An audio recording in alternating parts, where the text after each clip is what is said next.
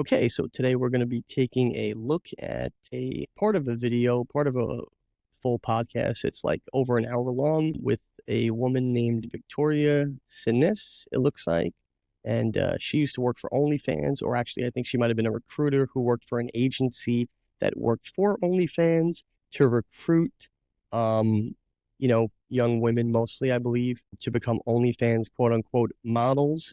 Really just basically to recruit young women to sell their bodies and to get into what's known today as sex work. And let's just kind of see what she has to say. She no longer does this. Apparently, she found her faith in Christ and has since left that industry and is now exposing it. So it's a good thing that she's actually, on the opposite side of this and trying to redeem some of, the wrong that she's done in her life in that way, and to, shed light on this really big problem that's happening in the world today. I think I saw something recently. I don't know how true it is, but I think I saw something recently that said that OnlyFans, the company, has made more money either this year of 2024 or last year of 2023 than Pornhub, which is the leading pornographic content website in the world, or at least in America, as far as I know. So they actually got made more money and got more traffic than the traditional porn websites, which is, worse in a way because you have these women who get into the porn industry and they basically know what they're getting into, and they're getting involved in that world, and that's its own animal in that way. OnlyFans is, people recruiting people, just regular girls who are on social media that are posting about whatever and convincing them to get into the porn industry, trying to basically recruit them into the porn industry when they're not in that industry first, and then doing it in a way where they convince them that they'll have control over their lifestyle in the OnlyFans world and get to decide what content they're creating, all kinds of stuff like that. So allegedly, this woman is going to explain how that's actually not the case. So let's take a look here. From these chatters. So a lot of grooming going on, like grooming the girls, grooming the chatters, and then grooming the subscribers in a way. Absolutely. And then we can get into like grooming when it comes to young girls as well. Because in porn, as I'm sure you're aware, like it's teen, barely legal, fresh teen. Right. So then when the recruitment started coming around and we started noticing that that's what was making the most money, then we started looking for young girls. And so literally one of the owners of the agency found this girl. She said that she would lie. She would say that she was fresh 18.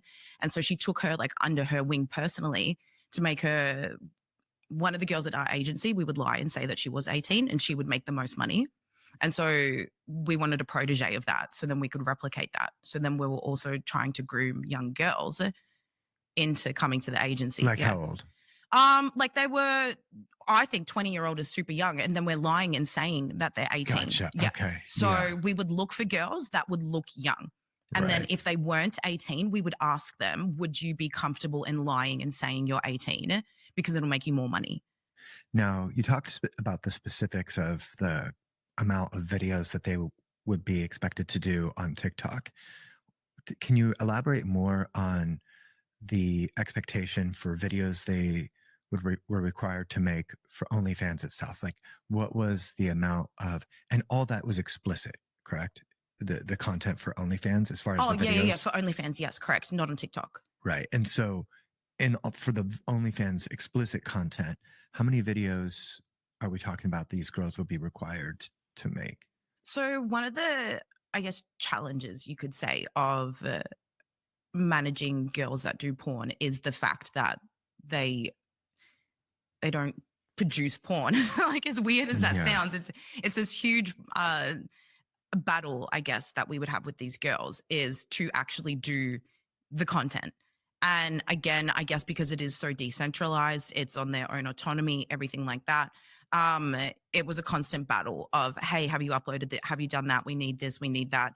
You have a custom request type of thing. So some girls were really on it, and some girls would just do bulk uploads and put everything in there. And then maybe once a month, we might need more from them. But then there was some as well. And that was like the majority of the issues that we would see at the agency was actually getting the girls to the porn content. And how do they have their own studio set up, or? Do you guys help facilitate the? That's interesting that she's saying that the women who got into this OnlyFans world and decided to make this decision to sell their bodies for money, she's basically describing it as, like pulling teeth to get them to actually create the content. Now, normally you would think, for a girl, that's much easier, probably of a sell than a guy to, make content for a living, just, have fun, make videos, photos, whatever. Women tend to, predominantly like that type of stuff and find it enjoyable because it's creative. There's an art element there. So you would think that women would, very much find it a great way to make a living to do that. But when you add into it that they have to actually do something with their bodies that makes them vulnerable, that they don't want to do, they're exposing themselves to the world, and I'm sure that that plays on their mind. And when it finally comes time for them to actually have to do the act, in order to make the money, in order to get the prize, they probably realize that they don't want that. They don't want to actually do that to make money. They just want the money. They just want the prize at the end of the rainbow. They don't actually want to do the work to get there. But also, they probably inherently know inside of themselves that there's something wrong with this. There's something not right about doing this type of stuff for money. It's immoral to sell your body. Body belongs to God, and when you get married, it belongs to your husband. It doesn't belong to the world. You shouldn't be sharing it with the world. And I understand, women today have been conditioned through feminism and women empowerment movements that it's liberating to sell your body. But it's actually the opposite if you really think about it, right? And it's almost like they don't even realize that they've been tricked. Men for years have allegedly treated women like objects, and women hated that. So as a response to that, women thought they would take back that power from men and not be considered, in their minds at the time, like second-class citizens to men. Especially if you look throughout history, women were always considered inferior to men in many different cultures. So I think there was a lot of that played into all of this early feminism movement. But they went so far down that road that they actually went back to being, you know, subservient to men. Men are their OnlyFans customers. They are quote unquote clients that they have to serve. And so what do they have to do? They have to engage with them, and they have to respond to them and give them the stuff that they request, whether it's a photo or a video or some sort of live or chat or something. They are constantly in demand to give away and sell part of their soul, part of their bodies, whatever, and their time and energy, men or women, I'm sure in some cases, but to men who predominantly who are requesting that stuff. So you think that you're the master, right? The captain of your own ship, but you're actually the slave, because you're the slave to your clients. If you don't keep doing this and keep nurturing this thing, this business, if you want to call it that, if you don't keep nurturing that and nurturing your clients, eventually they're going to move on to somebody else, and then your numbers will go down, your rankings will go down, you'll make less money, and so it's this perpetual cycle of never being able to just do something and put it out there, and that's it. It keeps creating for you. You really can't figure out a method to do something that you just do once, and then that's it. That thing continues to, the fruits of your labor continue to produce. It's not like planting a tree. This is something you have to keep doing and keep producing more and more content over and over in order to keep all of that going, keep your lifestyle going. So I'm sure it's very stressful for a lot of these women. I don't know why they choose that life, other than maybe they have traumas in their life that they haven't overcome.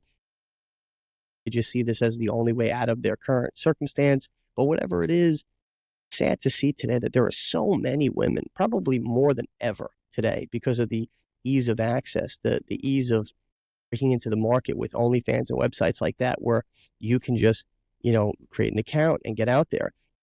Barrier to entry is so much lower that more women are doing it today. And it's really sad to see that society has degraded itself to this level where, probably, net of every single, you know, class or grade of women in high school and college, maybe in every school in America, there's probably one in each that, or at least thinking about it, or have gotten into it, or were in it and now are out of it, but now their stuff lives out there forever. Um, Sad to see that there's this many people that are getting involved in this world. But let's continue to see what she has to say. Production of that, like, is it just super low production, or do they actually set up lights? Like, how does all Yeah. that? Well, I think the whole allure of OnlyFans in this new era is the fact that it's not traditional porn. Again, it's this whole girl in her bedroom vibe. So majority of the time it was that. The only thing we would facilitate as an agency is we would like Airbnb like a mansion or something and would do a content day, but we never did pornography content. We would only do Instagram content for our like agency page. So then it would be like a bunch of girls in this like luxurious mansion, like playing by the pool, like all that type of stuff. That's the only thing we would facilitate. But then the requirement was always that the girl would go off and do her own stuff. And it would be hotel rooms, bedrooms, stuff like that. Never anything like high production. Because on OnlyFans, it just doesn't really translate. See, that's a good point that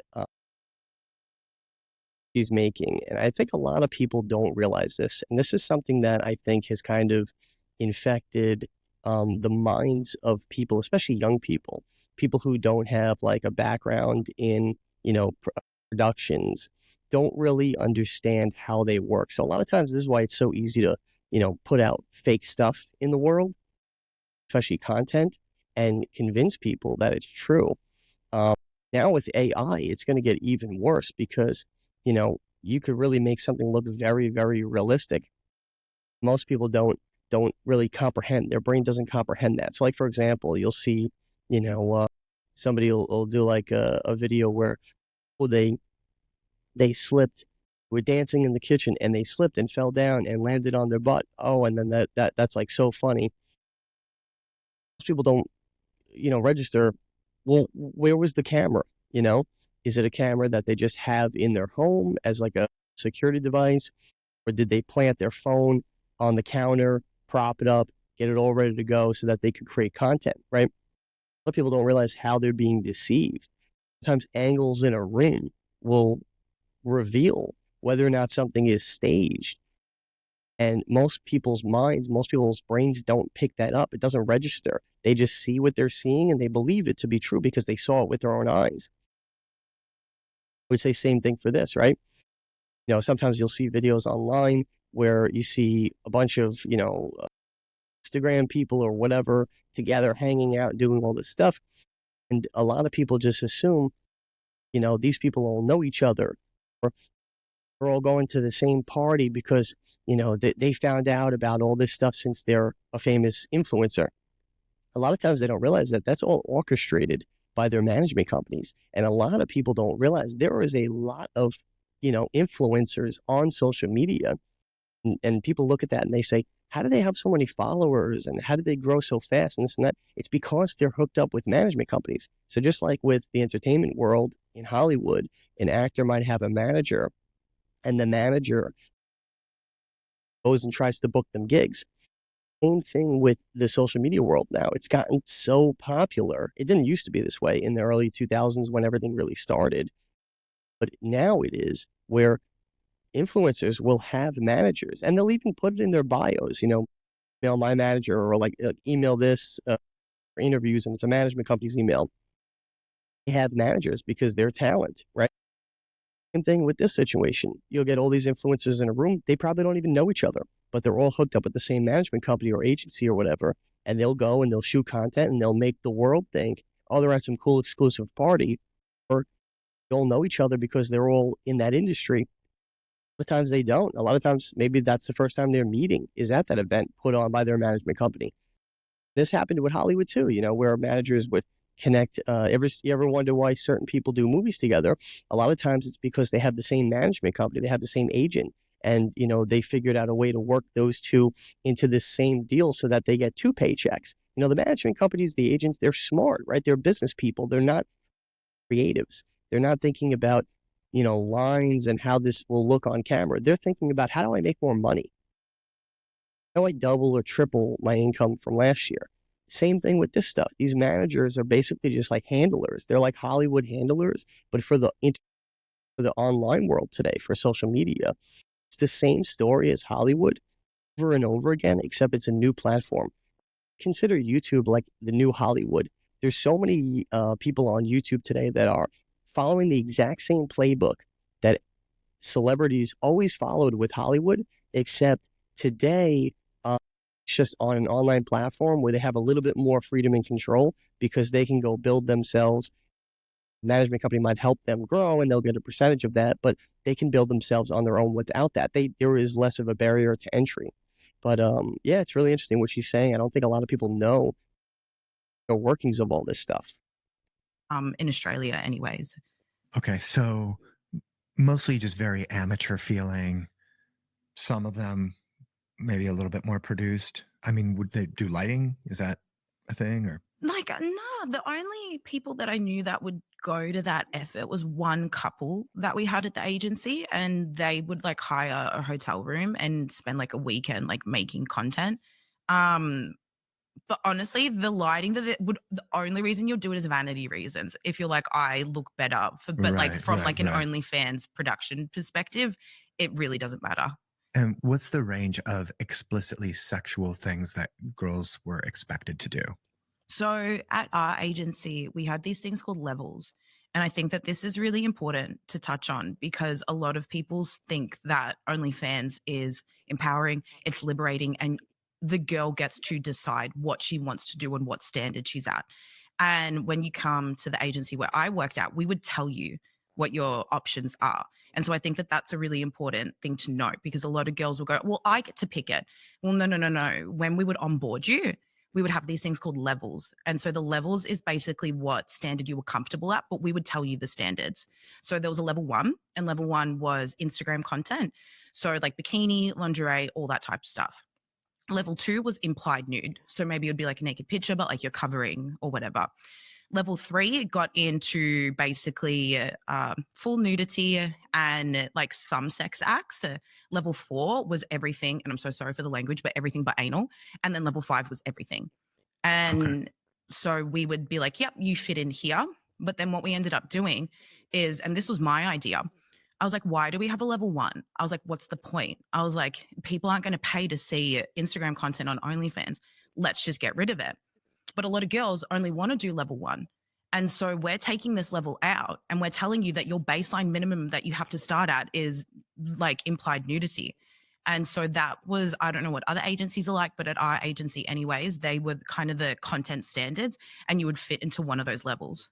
Is there a progression to the releasing of varying levels of content? In other words, was there a plan or an agenda to start her at, let's say, level 1 and then move her to level 2 and then to 3, 4, 5 over time?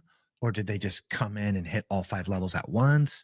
Or what was the management approach to maximize the profitability of OnlyFans girl's career? Yeah, I think that as much as this sounds like a traditional business, there are some aspects that are not like that. So there's no growth management strategies or anything like that.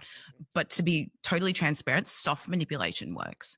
And that's kind of the weird, and it's not intentional either, which is why it's so coercive, because the standard of the world that you're in, if you think about it, so you're coming into the agency, you've got, these 2, in quotation marks, powerhouse girls that run the agency. And they're making all this money. They're doing all this type of content. I come in, I'm only comfortable doing this, but then all the other girls that are around me are doing this. The ones that are making all the money, they're getting all the encouragement. There was these things that we would do like collabs. So we'd want certain girls to collab with certain girls at our photo shoot days. And so, of course, the one that makes the most money, she gets all the collaborations. She gets this.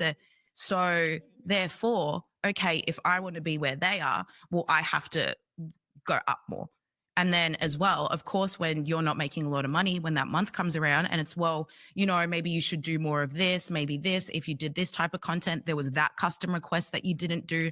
So there's no growth management strategy plans. But as you can see, it's the culture. Okay. And I've spoken to a lot of girls as well that say that. They're like, yeah, you start here and then you realize you don't actually make a lot of money doing that.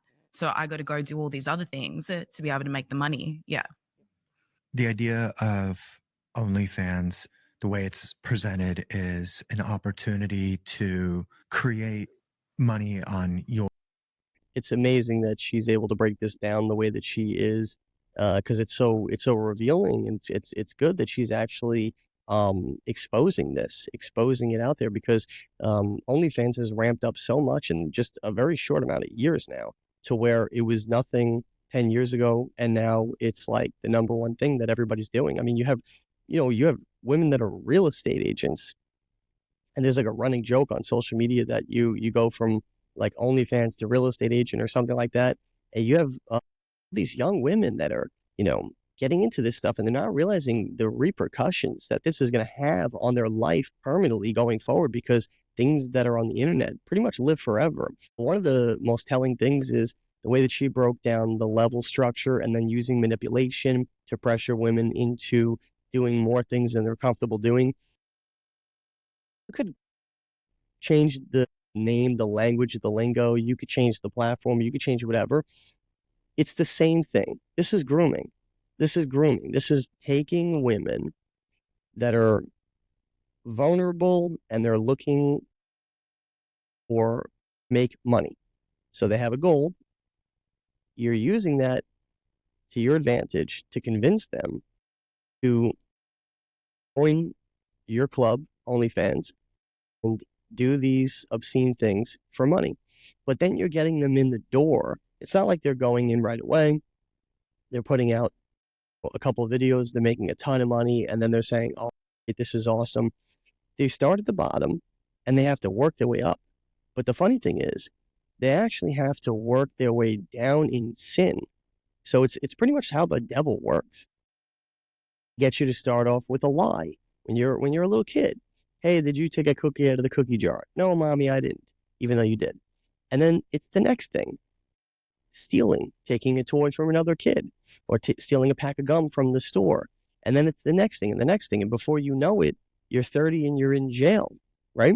It's that grooming you slowly but surely with one sin after another, and the next one is bigger than the previous one. This is the same exact concept. You get women who start out, and you label it too, levels, right? Like a video game. Levels 1 through 5. If you get to 5, you win the prize. No, 5 is the worst level. It's opposite. It's upside down. It's like that's just the way the devil works. Is everything that's God created, which is good. The inverse is what the devil does. Is just the complete opposite. It's depravity, and it's everything negative, but paints it and sells it as though it's a positive. So they sell it as level 5, you get here, you're making them, yeah, but you're doing the worst, most sinful things. Maybe you start out with bikini photos at level 1, which still is not right. You shouldn't put that content out there for the world to see, unless, you just happen to be a lake or at a party in the pool, and you're in a bathing suit, and you're posting about, whatever, something with your friends on vacation or something. To just put out random pictures of you in a bikini trying to look sexy, that's not good. And it's only going to be like a stain on your reputation in life. If that's all you do is just put out content of you in a bathing suit. I get it. When you're young, you're attractive. You want to, share that with the world because you like that you look good. But looks fade. They're not forever, right? And it's something that should really be enjoyed by the person that you're with, not the world. They didn't earn that right to get to see that side of you. But more than that is women get into all these different levels of sexual depravity in order to get to the top. But the top is actually the bottom, because I guarantee you the women at level 5 are more miserable than the women at levels 4, 3, 2, and 1. And same thing for each level going down. The higher you get, I'm sure the more miserable you are. might make more money, but it's short-lived because eventually everything fades, especially things like that, right? You get older, your looks fade, you're not as attractive anymore. People don't want your content as much anymore. Or you show them everything that you could possibly do because you're at level 5. They got bored of you and now they're going to the next girl looking to see what she's going to do.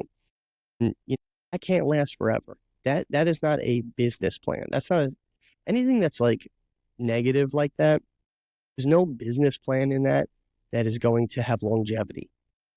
If you're building a company and the company produces a product that is actually really good for the world and you keep crafting it, refining it, and making it better over time, that company will grow. And that's a long-term strategy. But this is not. This is basically chaos. It's basically just race to the bottom. You do all the worst things. You start off light and you get all the way to the bottom of the worst stuff. And now this is your life and you can't get out of it. You're trapped. And then when you finally do decide to get out of it, you can't get a normal job. You can't live a normal life because your reputation and your everything you've done is out there forever. So any man that might want to date you or marry you is going to have access to that and see if they look you up beforehand or if it comes up in somebody letting them know. And that will forever plague your relationships. Your job is going to do a background check on you, and this stuff does come up in those background checks. And if they see this type of stuff, they might not hire you. Or if you already have a job and they see it, they might let you go because they're afraid it's going to be a bad stain on their reputation as a company. And then if you ever have children, this is going to be out there forever for them to not only see, but all their friends and people they know to see, or even kids that don't like them to see this and use it against them to bully them. So, when you make these decisions when you're young, I get it. You don't have a family yet or a husband or whatever. So you're kind of just thinking about yourself. But you really should think about the future and how that this could negatively impact you. There's really no one who's ever done this that's been successful and had a great life, a happy life until their death.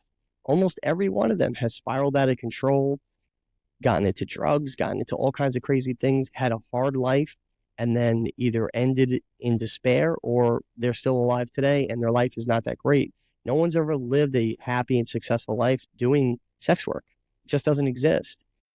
I understand why women do it and why people do it because sometimes they feel stuck. They feel like it's the only way out, or they feel like they're chasing the prize. They want money. They want more power and control over their life. It never really leads to the right places. Or body as an individual. And so the idea of posting some form of explicit content, was there also an expectation for them to do collabs where there was actual like sex going on with other people, either Oh, yeah. other girls or other men or Yeah, super normal, yeah. okay. So it's not just necessarily the girl by Super herself, normal. but It's not normal. and it's really normal. There was this thing in Australia recently where these OnlyFans girls went to. Common, Do but you know not what normal. schoolies is? Mm-mm. Okay, so for 2 weeks at the end of when you graduate high school, you'll go to like another state and basically you just party for 2 weeks. And it's called schoolies. So these two girls went to Queensland, and Queensland's like where you go when you go to schoolies. It's like the place. Okay. And so they're going around to all these fresh 18-year-olds saying, hey, do you want to do basically like a sex video with me for my OnlyFans?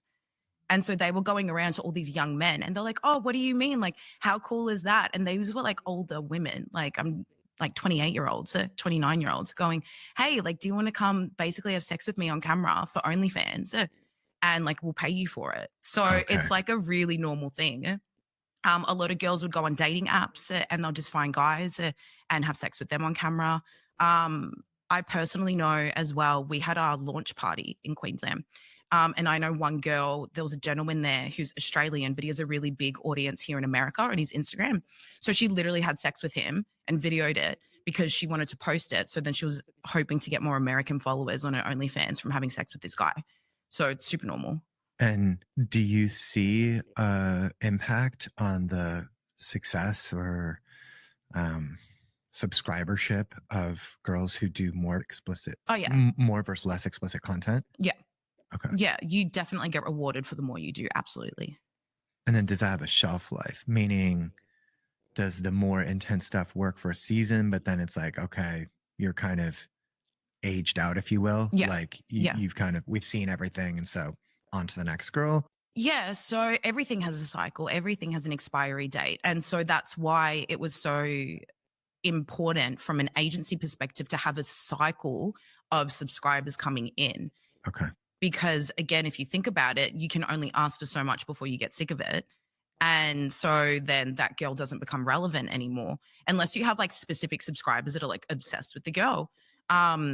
But then that's why there's this whole soft manipulation of you need to be doing more and more and more to satisfy your subscribers. And if you're not satisfying them, because at the end of the day, this is a service-based role. Like you're servicing your clients, which are your subscribers. So you're at the beck and call of them. So if you're not servicing your customer, well, then you're not a very profitable business. And so that's what we have to, I guess, like remember here. And then if you're not doing that, you're not making money. So then, of course, you have to go do more. And then, of course, they get sick of it because it's oversaturated. And so you either have to do more and more and more and more crazy things, and then you bomb out. Or we need to be having a constant influx of people coming in so then the girl doesn't become irrelevant. What's the expectation for how much these girls earn? So to be at the agency where we were at, there was a minimum requirement of 5,000 USD a month that you had to be making. Otherwise, we just wouldn't have you. Anywhere can, I guess, depend. Again, that was just the agency that we were at. But that's kind of the minimum. But in saying that, the average wage of an OnlyFans creator is literally 140 USD a month. So this is quite an anomaly, what we're talking about here, just to emphasize that people might go, oh, that's so much money. Like on average, literally the girls make $140 a month. And so the idea is to present a couple of girls who are making a lot of. Yeah, that's the cold hard truth about things in life. A lot of times people get into a certain industry or a certain career, a certain company, whatever, and it's like the I don't know, some sort of like competition conundrum where you go into a town and there's no pizzeria in the whole town, but for some reason on the block where there is a pizzeria, there's another one opened up across the street. Because people look at other people's success and think, I want that.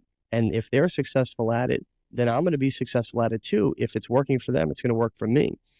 So a lot of times people just copy other people, but they don't really understand how that person got to where they are because they actually had a product or a good service, whatever they were offering that the people liked no matter where they, were or whatever. There was a demand for that and they filled that demand. So a lot of times people piggyback off of other people's success. And a lot of people get into this type of stuff, I think, because they're looking at one or two people who make a lot of money doing this. And they think, wow, if they could do it, I could do it. And I'm not saying that they can't, but they get into that industry. And the truth is, in any industry in the world, there's a very small group of people at the top who make the most amount of money because they put the most amount of time and dedication into that. And they, just over time built it and grew it to the point where it is to where they're making the top tier. Mostly everybody else below them, it starts to work its way down where, people make less and less. You have a large group in the middle that make an average amount. And then you have a larger pool at the bottom that pretty much don't make the most, make anything at all. This actually happens a lot in real estate. There's a very small group of, agents or brokers that make, like 1% of them make 90% of the money and 99% make 10% of the money.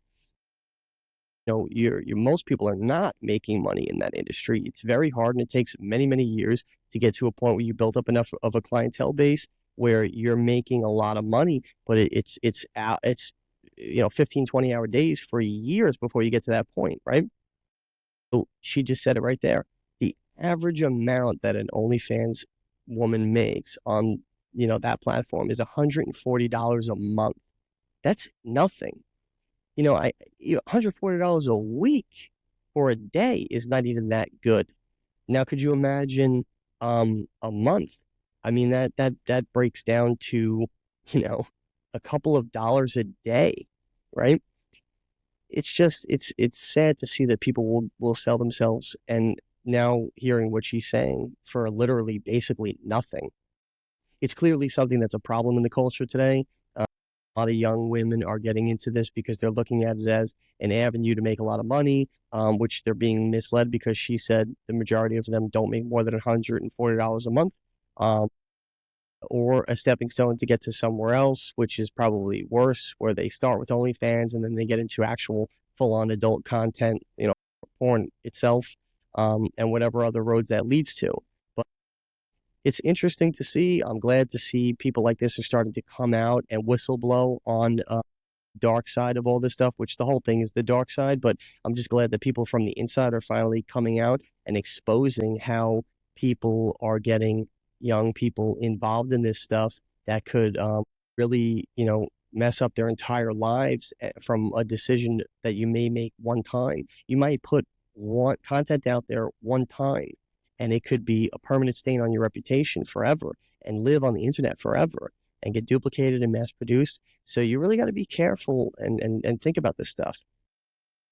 And, I just think, more women, especially women that are thinking about this as a lifestyle choice, watch this video, watch the full video, and learn about everything that she has to say about that industry before you make a decision. I highly recommend you don't do that life because it's immoral, it's not right, and it's going to have a negative impact on your life. There's no positive that will come out of that. It'll be short-lived, but in the long run, it will really hurt you. But watch the full video. I think this guy's channel is they called Exodus Cry, where he's interviewing her. So check that out on YouTube and whatever other platform he has that on to see the full interview. But that's pretty much it for today's video. It's not going to be a long one because that's for an hour-long podcast. I think like almost an hour and a half. So check that out on your own. But that's it for today's video. All right, so I just want to take a moment here to remind you to check out my children's book. This is Little Boy Full of Love. And that's actually me on the back.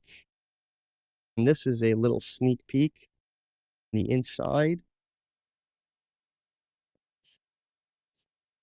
It's a great book. I wrote this book for my son, and it's available on Amazon, Walmart, Barnes & Noble, Go, bookshop.org, a lot of online platforms it's available on right now for order.